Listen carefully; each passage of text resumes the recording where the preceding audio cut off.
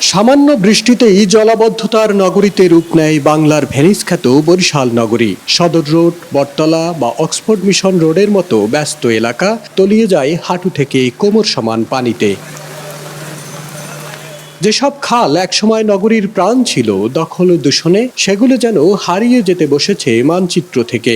দুর্বল পানি নিষ্কাশন ব্যবস্থার কারণে নর্দমার পানি উপচে পড়ে বাসাবাড়ি ও ব্যবসা প্রতিষ্ঠানে। বৃষ্টি নামলে এই সদরটা তলায় যায়, আমরা কাজ করতে পারি না, গাড়ি চালাইতে পারি না, আমরা তলাই থেই ব্যবসা বাণিজ্য করতে পারি না। আর পানি টানতে অনেক সময় লাগে, কয়েক ঘন্টা লাগে পানি টানতে। বিগত সময় এইসব সিটি কর্পোরেশনে তেমন কোনো উন্নয়ন হয়নি।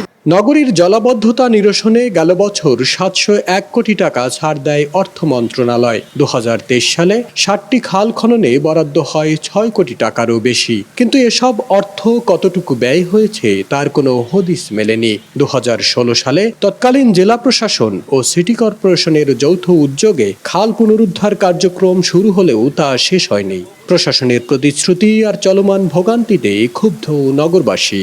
আসলে বরিশালে সিটি কর্পোরেশনের যে পরিচ্ছন্ন কর্মীরা আছে, এরা তো আসলে কোনো কাজের না।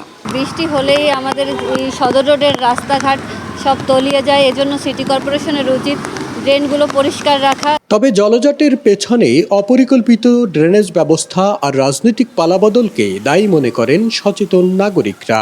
জলাবদ্ধতা দিয়ে রক্ষা করতে হলে নতুন করে মাস্টার প্ল্যান করে আমাদের ড্রেন করতে হবে। যে যখন ক্ষমতায় আসে সে তখনই এই জলাবদ্ধতার একটা প্ল্যান নিয়ে আসে, কিন্তু শেষ পর্যন্ত সেটার আলোর মুখ আর কেউ দেখতে পায় না। যথার্থভাবে সরকারের কাছ থেকে দর কষাকষি করে বরাদ্দ নিয়ে আসার সক্ষমতা প্রশাসনের দায়িত্বে যারা আছেন তাদের থাকা উচিত। এদিকে ব্যর্থতার দায় নিতে নারাজ বর্তমান নগর কর্তৃপক্ষ।